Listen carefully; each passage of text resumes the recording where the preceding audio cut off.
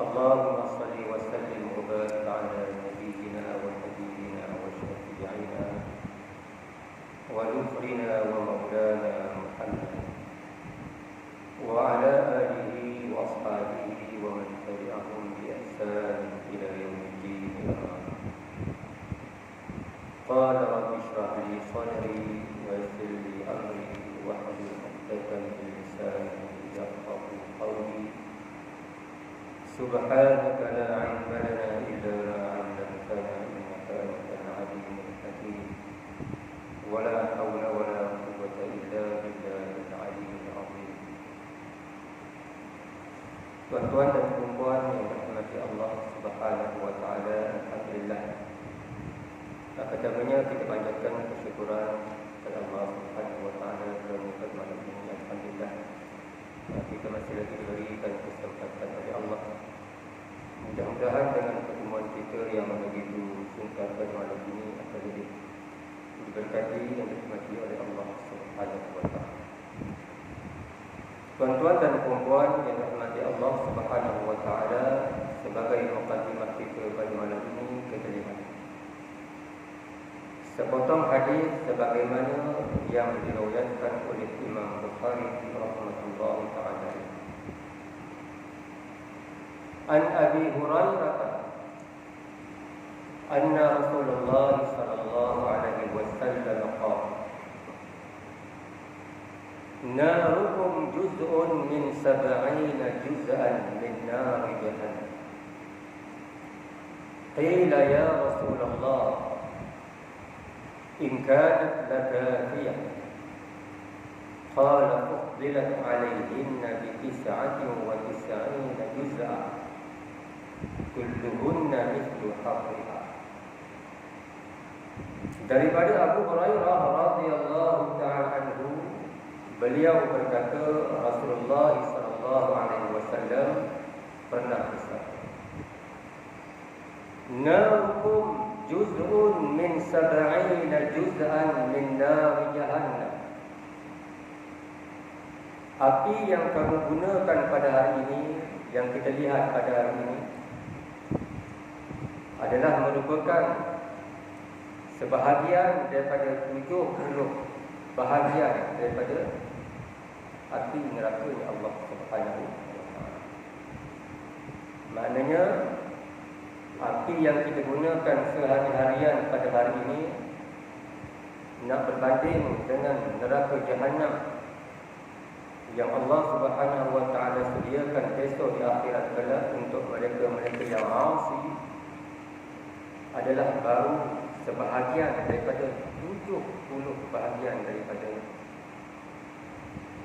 Qila ya Rasulullah, lalu ditanya kepada Rasulullah sallallahu alaihi wasallam, wahai Rasulullah, in kanat lakafiyatan, sesungguhnya api yang ada pada hari ini pun dah memadai sudah. Kalaulah maknanya besok dibakar dalam api neraka, gunakan api yang ada pada hari ini pun dah cukup. Manusia boleh menjadi api pun dengan api yang ada pada hari ini. Kenapa nak diganda-gandakan lagi? Kata Rasulullah sallallahu alaihi wasallam, fuddilat alaihinna bi 69 juz'a. Sesungguhnya kata Nabi sallallahu alaihi wasallam, kepanasan api neraka melebihi kepanasan api ini sebanyak 69 kali ganda. Nak menunjukkan bahawa sangat-sangat dahsyat api neraka yang disediakan kepada mereka-mereka yang engkar. Bukan sikit-sikit, maknanya kalau api dunia pun kita dah tak mampu nak menahan, nak tahan lagi dengan yang 69 kali ganda lagi daripada yang ada pada hari ini, tak mampu. Dalam hadis yang lain kata Nabi sallallahu alaihi wasallam, sebagaimana yang diriwayatkan oleh Imam Muslim rahmatullahi taala alaihi, daripada Abu Hurairah radhiyallahu anhu, kunna ma'a Rasulillah sallallahu alaihi wasallam idh sami'a wajbah. Apa kata Abu Hurairah? Suatu hari kami bersama dengan Nabi sallallahu alaihi wasallam. Tiba-tiba kami terdengar satu bunyi hempasan yang maha dahsyat, kuat bunyinya. Tak pernah pun kami dengar sebegini kuat bunyi satu yang menghempas. Faqala an-nabiy sallallahu alaihi wasallam, lalu Nabi sallallahu alaihi wasallam bersabda, tadruna ma hadha? Adakah kamu tahu apakah ini? Hempasan apakah ini yang kamu dengar sebentar tadi? Qala qulna Allahu wa rasuluhu a'lam. Kami pun berkata di kalangan maknanya para sahabat Nabi pada hari itu, Allah dan Rasulnya lebih mengetahui. Lalu kata Nabi sallallahu alaihi wasallam, hadza hajarun rumiya bihi fin nar mundu 70 kharifa. Apa yang kamu dengar sebentar tadi adalah merupakan sebiji batu, katanya, yang telah pun dicampakkan ke dalam neraka Jahannam semenjak 70 tahun dahulu. Yang kamu dengar ni sebenarnya adalah merupakan sebiji batu yang mana yang pernah tercampak daripada atas ke bawah semenjak 70 tahun dulu. Fahuwa yahwi finnar, katanya, dia melayang-layang dalam nerakanya Allah Subhanahu wa taala. Batu yang begitu besar ini melayang-layang begitu, hatta taha ila qariha, sehinggalah dia sampai di dasarnya neraka Jahannam. Di bawah sampai 70 tahun dicampakkan, baru sampai, dan Allah buka maknanya pendengaran para sahabat Nabi dengar ini tersebut, sampai mereka terkejut. Nak menunjukkan bahawa neraka Jahannam itu sangat-sangat dalam. Ini bukan yang jatuh ni belalang, yang jatuh batu yang maha besar. Kalau ikutkan sekejap sampai bawah, tetapi memakan masa selama 70 tahun baru sampai ke dasar neraka. Hadis sahih riwayat Imam Muslim. Mudah-mudahan kita tidak termasuk di kalangan mereka yang dihumban oleh Allah Subhanahu wa taala dalam neraka Jahannam. Tuan-tuan dan puan-puan yang dirahmati Allah Subhanahu wa taala, baik, mari kita lihat sambungan perbicaraan kita yang telah lepas. Kita menggunakan kitab Bahrul Madi jilid yang ke-15. Dan pada hari ini kita membicarakan bab yang kedua. Qala al-musannifu rahmatullahi ta'ala alaihi wa nafa'ana wa iyyakum bi'ulumihi fi darain amin ya rabbal alamin. Baik, cuba kita lihat muka surat 12. Masalah yang ke-15. Kehormatan saudaramu itu apa-apakah ia yang diharamkan itu? Maknanya pada hari itu telah pun kita bicarakan bahawa Nabi sallallahu alaihi wasallam menyatakan kepada kita ada 3 perkara yang diharamkan kepada kita melakukannya. 2 antaranya telah pun kita ceritakan, fa inna dima'akum wa amwalakum, kata Nabi kan pada hari itu, sesungguhnya darah kamu dan harta benda kamu. Dan pada hari ini nak membicarakan wa aradakum bainakum haram, sambungan tadi. Dan juga maknanya arad. Arad itu maknanya kehormatan. Apa makna kehormatan? Marwah, harga diri. Itu makna kehormatan. Kita ni manusia mempunyai harga diri.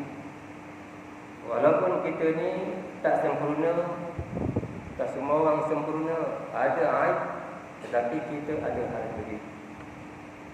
Dan Nabi SAW nak ceritakan kepada kita tentang harga diri.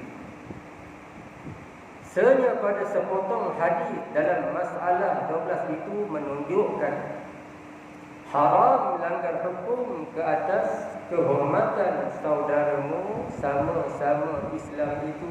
Itu maknanya. Di sini Nabi SAW nak menceritakan kepada kita, kalaulah kita menodai kehormatan orang, kemuliaan orang, merendahkan orang, merendahkan harga diri orang, secara tak langsung kita telah membuat salah satu daripada perkara yang sangat-sangat diharamkan oleh Islam. Yang kita tahu maknanya haram itu apa dia? Tak sembahyang, itu dosa besar, haram. Minum arak haram. Tetapi yang kita buat hari ini, kita menodai kehormatan orang, aib orang, kita jaga ke hulu ke hilir tanpa kita sedari, lebih tahu dosa daripada yang kita buat. Tuan-tuan dan perempuan dalam hati Allah Subhanahu wa taala. Bukankah ada bagi saudaramu sama-sama Islam itu beberapa perkara yang malu dan aib padanya, dicanangkan dan dikeluarkan, dizahirkan pada orang-orang? Maka itulah setengah daripada kehormatannya. Semua orang maknanya dia ada aib, ada celah masing-masing. Kita yang kita nampak aib orang, kita canangkan aib orang. Sedangkan menutup aib itu, kalau kita lihat dalam hadis-hadis Nabi yang lain, merupakan satu perbuatan yang sungguh mulia, sungguh baik. Sekalipun kita maknanya nak mencerita ni, seronok nak mencerita ni. Orang nak menceritakan aib orang ni, dia tak kira tempat. Kadang-kadang dalam rumah Allah pun dia boleh cerita aib orang, jatuhkan maruah orang, seolah-olah dia ni maksum.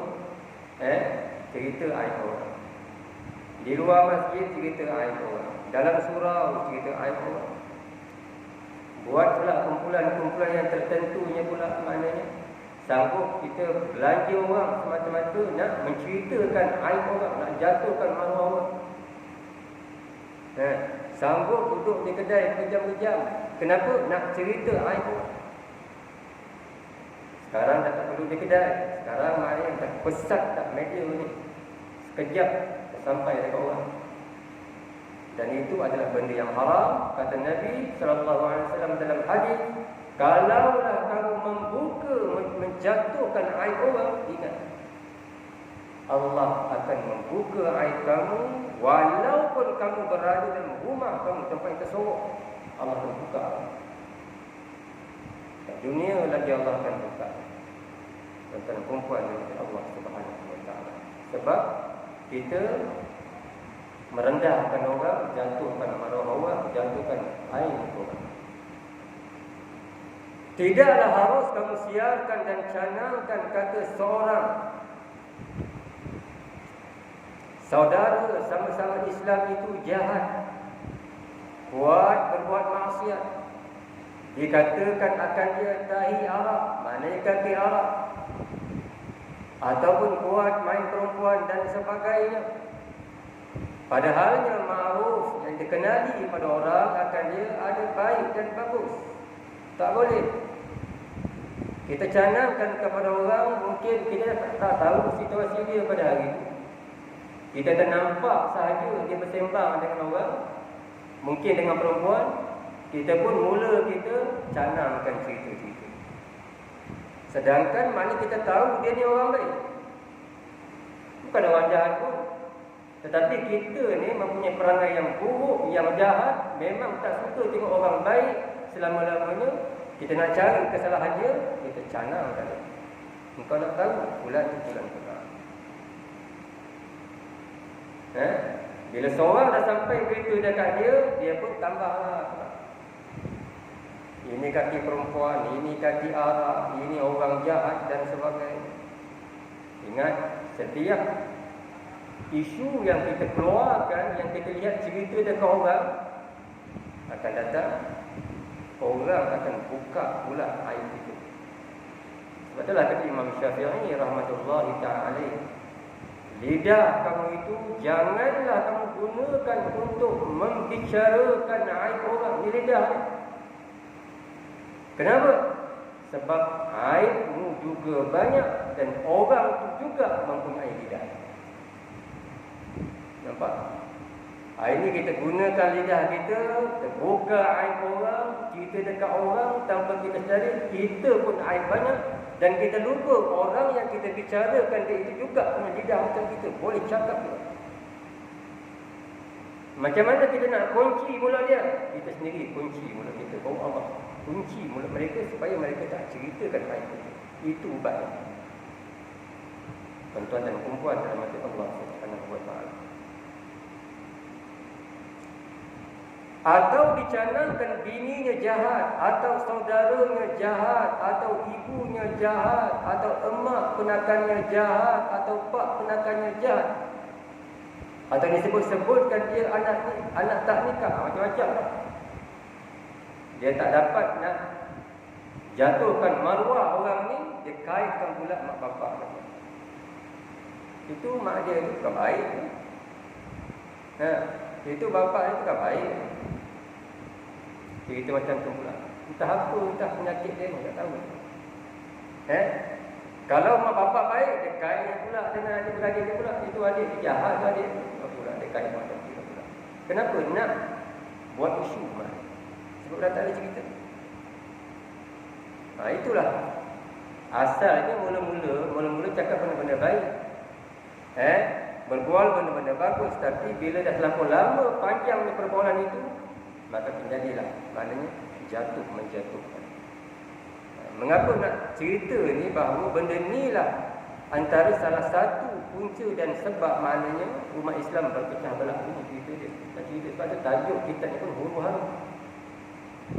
Umat Islam terjadi berpecah belah, huru-hara. Umat Islam bunuh-membunuh, caci-mencaci. Ini sebab masing-masing tak pandai menjaga maruah masing-masing. Sedangkan maruah sendiri pun kita kena jaga. Tak boleh kita canangkan dosa kita dekat orang. Tak boleh cerita haram hukum dia. Tak boleh seronok kita tunjukkan aku ni pernah buat tu, pernah buat ni. Tak boleh, haram hukum dia. Apatah lagi maruah orang kita cerita. Kita buka aib orang, kita jatuhkan harga diri orang. Ataupun isterinya anak tak nikah, atau kaum kerabatnya orang-orang yang tak nikah, dan macam-macam lah katanya. Isterinya pula ada kaitkan. Isteri itu ada luar nikah. Habis tuan. Maka caci dan aib dengan apa-apa cacian dan aiban semuanya haram. Semualah. Kalau kita bercakap tujuan nak melanggar kehormatan orang, itu adalah haram. Semua.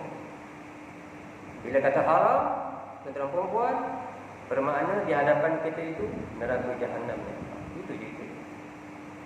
Selagi kita tak jumpa dia, tak minta maaf dengan dia, cerita dengan dia, bulan sekian, hari sekian, di tempat sekian, aku pernah caci kau, minta maaf.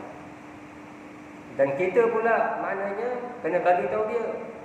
Sebagaimana berapa orang yang kamu sampaikan maklumat yang tak betul itu, sampaikan semula kepada semua orang. Haula wala quwwata. Nampak tak? Sebab harga diri itu mahal. Nanti bagaimana mahal harga diri itu? Tengok masalah yang ke-16. Tengok masalah yang ke-16.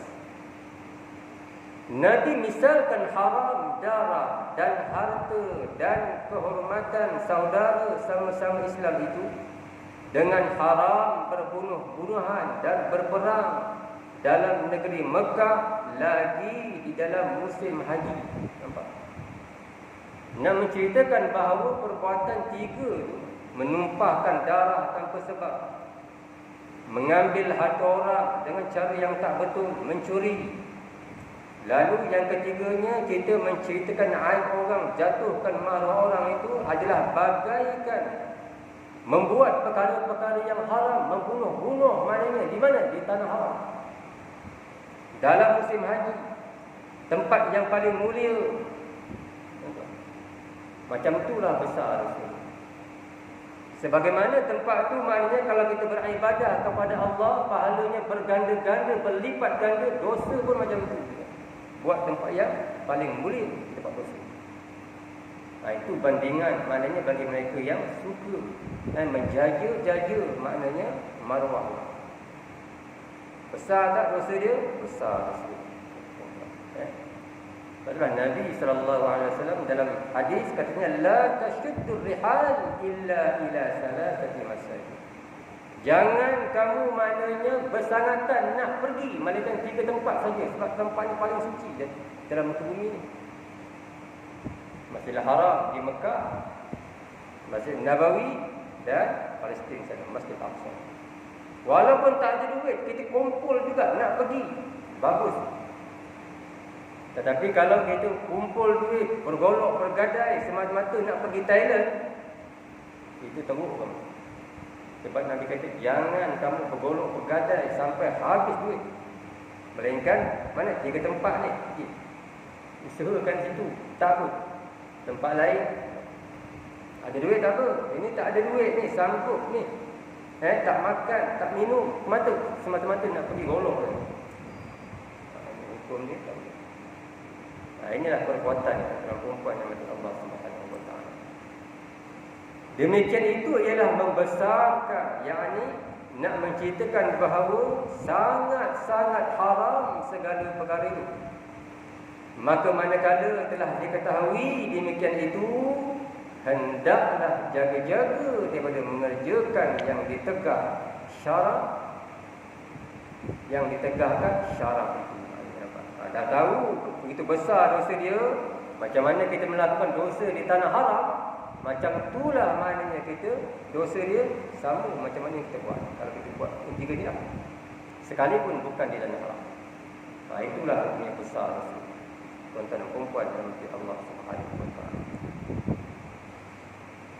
Telah bersabda Nabi sallallahu alaihi wasallam di dalam khutbahnya lagi, sambungan hadis pula. Ala la yajni janin illa ala nafsih. Jaga-jaga, kata Nabi dalam khutbahnya itu di Mina. Tiada berbuat jenayah, yakni membunuh orang oleh seorang yang berbuat jenayah itu, melainkan kembalilah ia atas dirinya kena bunuh pula. Hati-hati. Jangan maknanya bunuh orang, itu maksud dia. Kalau kita bunuh orang, balasannya mesti dibunuh juga. Kena bunuh juga.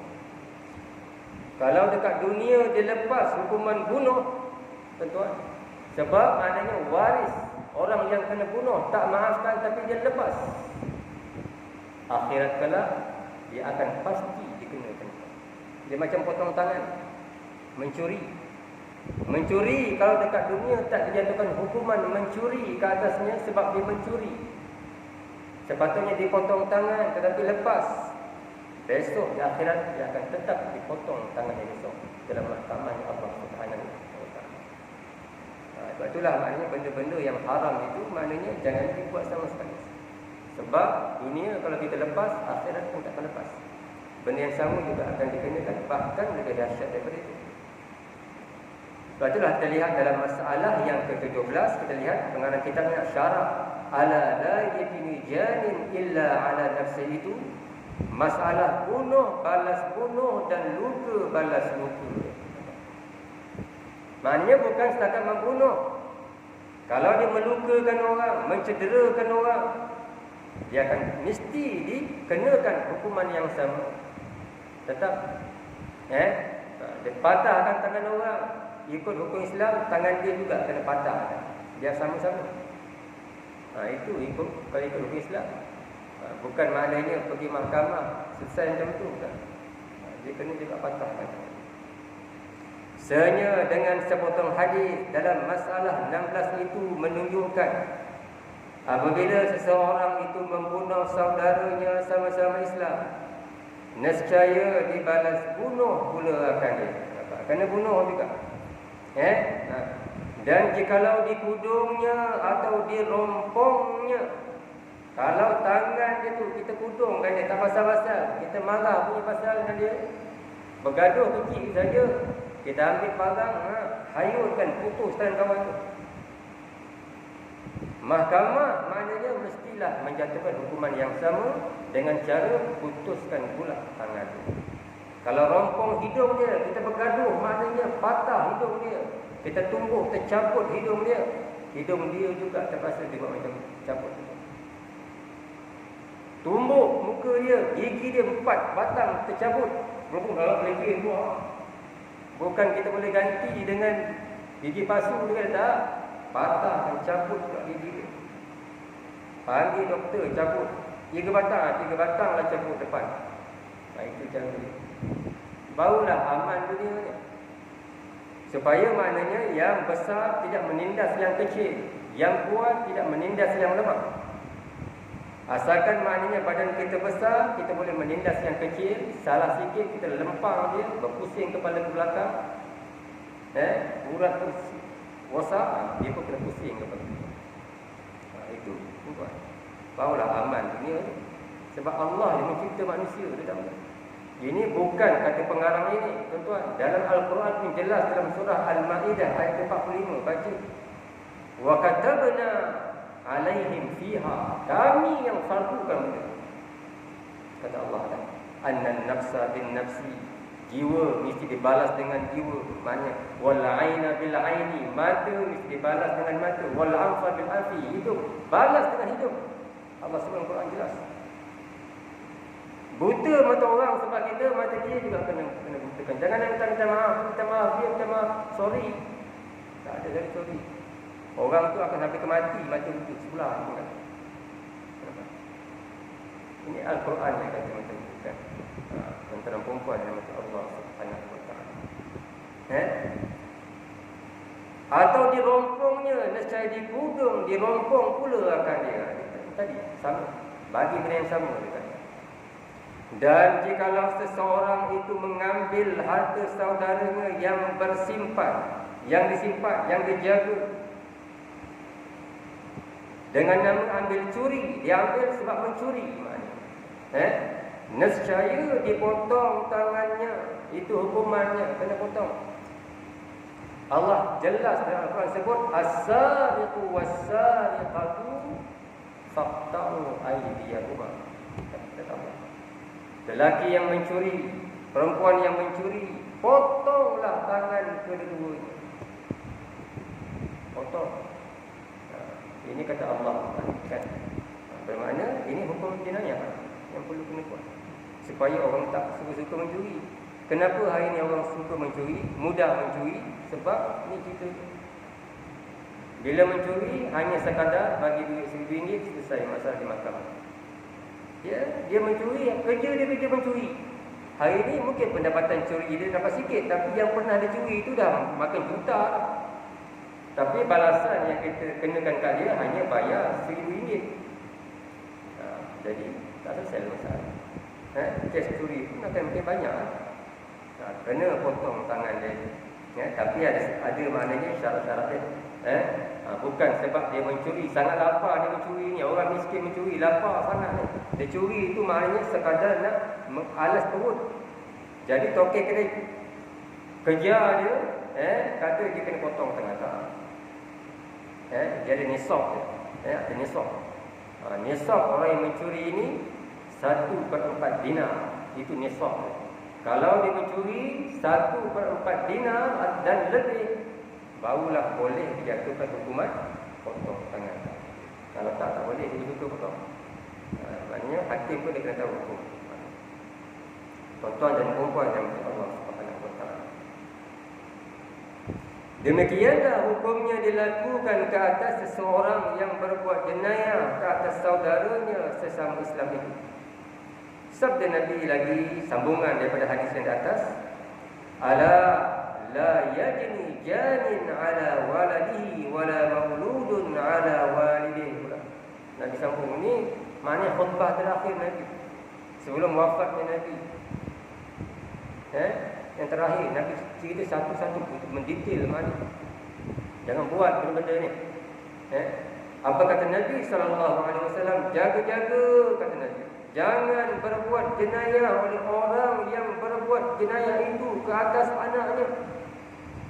Sekalipun jenayah itu dilakukan kepada anak dia sendiri. Sekalipun anak dia ni buat jahat pun, maknanya jangan sampai satu tahap dia mengangkat parang ni, takut anak dia. Walaupun anak dia. Nampak?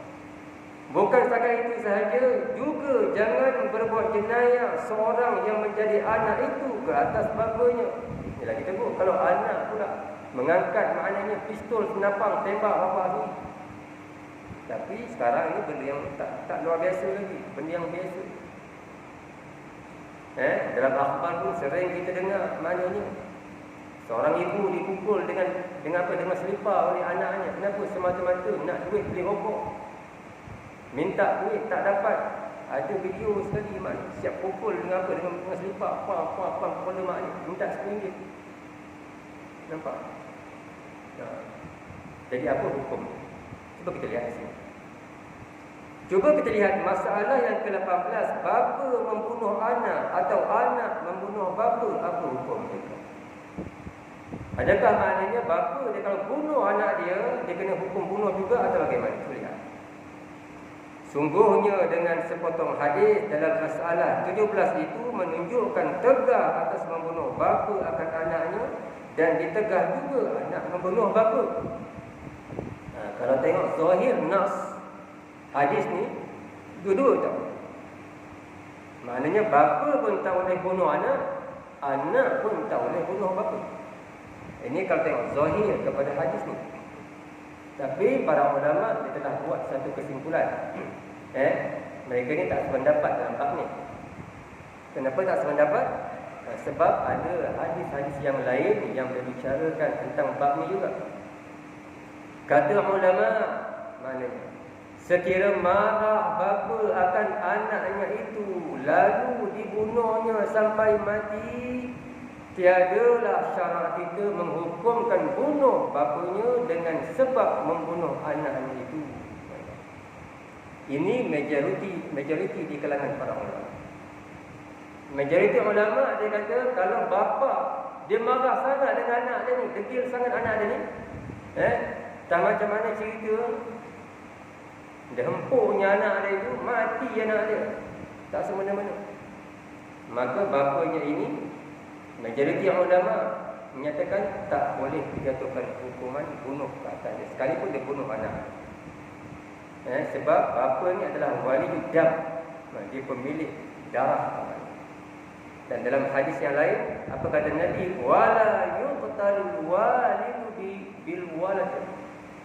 Seorang bapa tak boleh dibunuh sebab anak. Sebab hadis sebelum tu cerita bab jenayah, tapi ini jelas, sorry dia kata tak boleh bunuh. Tapi melainkan mazhab Maliki saja. Mazhab Maliki, Imam Malik, dia kata sekalipun bapa dia kalau bunuh anak dia tetap dijatuhkan hukuman bunuh kepada bapa. Mazhab Maliki. Ada yang lain tak. Tetapi adakah lepas? Tak lepas, dijatuhkan hukuman ta'zir. Bapa ni dia kalau bunuh anak dia, hakim dia kena jatuhkan hukuman ta'zir. Bukan bunuh, hukuman lain. Terserah kepada hakim. Penjarakan bapa dia.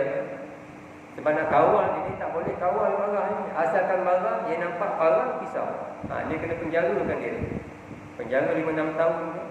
Ini hukum ta'zir. Kepada siapa? Kepada seorang bapa yang membunuh anak. Kepada perempuan dengan Allah Subhanahu Wa Taala. Tetapi jikalau sekiranya anaknya marah akan bapanya lalu dibunuhnya sampai mati, nescaya dihukumkan bunuh pula anak itu. Adapun anak dia kalau bunuh bapa tak ada khilaf. Sepakat para ulama maknanya menyatakan bahawa anak kalau bunuh bapa, anak kena jatuhkan hukuman bunuh. Mati dah. Kena pancung lah maknanya. Kalau di Arab Saudi dijatuhkan hukuman pancung. Dan hukum Islam ni lebihnya hendaklah dijalankan depan manusia. Ini hukum Islam. Kenapa nak kasih gerun kepada orang? Tontonkan kepada orang. Kenapa? Bila orang dah tengok, maknanya orang takkan berani buat. Tidak akan berlaku jenayah. Cukuplah seorang tu sebab orang semua dah pandang. Itulah sebab dipertontonkan dengan orang. Bukan sembunyi-sembunyi kan, dalam penjara depan orang tu, ni hukum ni. Macam ni kalau kau buat. Orang tahu kan? Siapa nak berani buat? Tuan-tuan perempuan yang mati Allah Subhanahu wa ta'ala. Sebab Allah mencipta kita. Dia lebih tahu ubat penyakit kepada makhluk yang dicipta. Dia tahu penyakit dia. Kita nak selesaikan krisis kes mencuri ini, gunalah macam-macam ubat. Kalau selain daripada ubat yang Allah suruh guna, kita tak guna, kita akan selesai sampai dah kita. Bunuh macam tu juga. Sampai dah dia akan selesai. Tentang perempuan yang Allah Subhanahu wa ta'ala.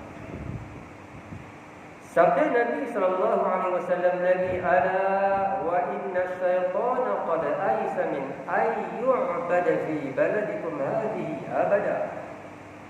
Sambungan lagi daripada khutbah Nabi.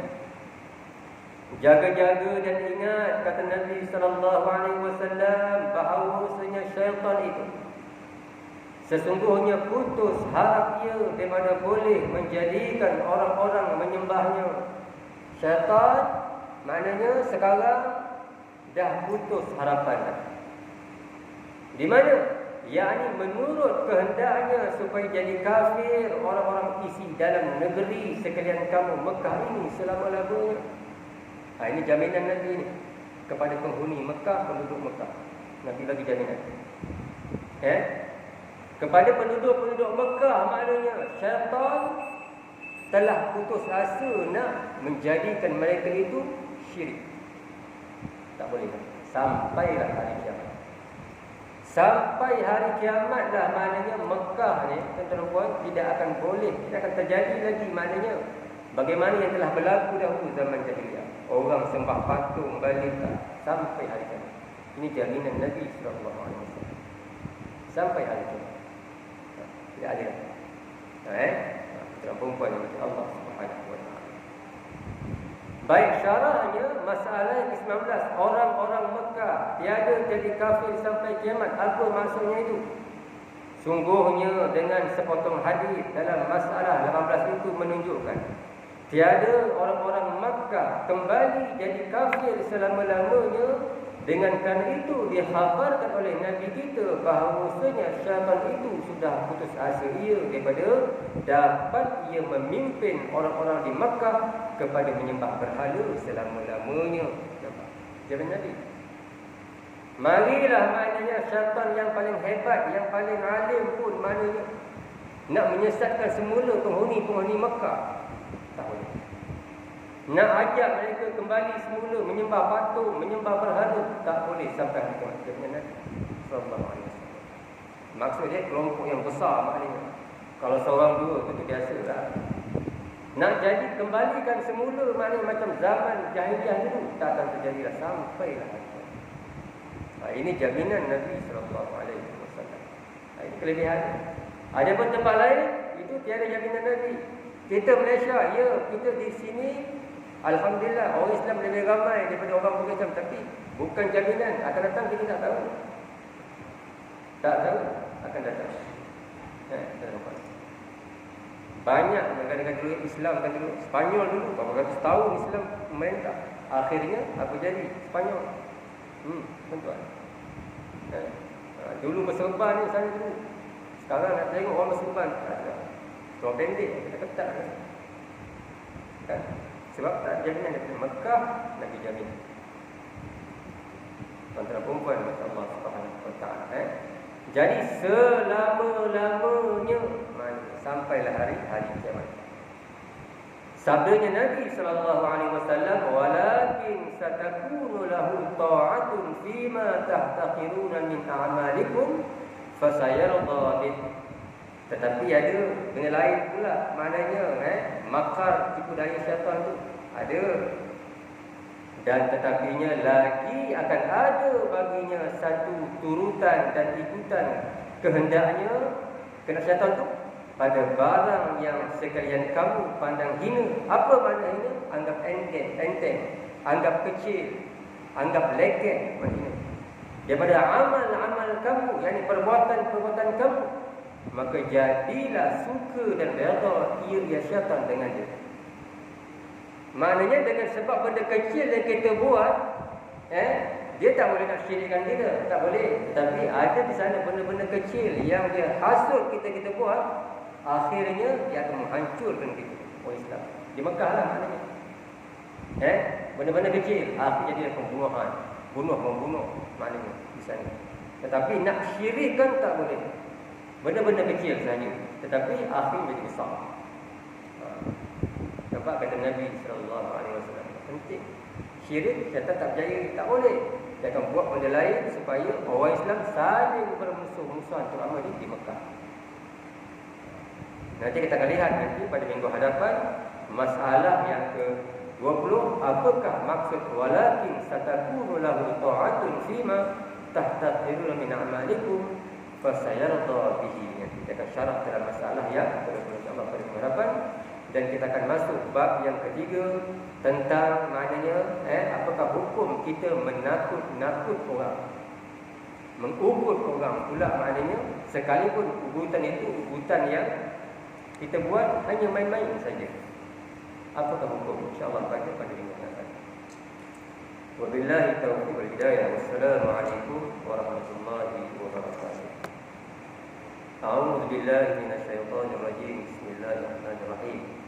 Alhamdulillah rabbil alamin wassalatu wassalamu ala asyrafil anbiya'i wal mursalin sayyidina Muhammadin wa ala alihi washabbihi ajma'in. Allahumma ij'al jam'ana hadha jam'an marhuma wa tafarraqana min ba'dihi tafarraqan ma'suma. Rabbana atina fid dunya hasanah wa fil akhirati hasanah wa qina adzaban nar. Walhamdulillahi rabbil alamin. Taqabbalallahu.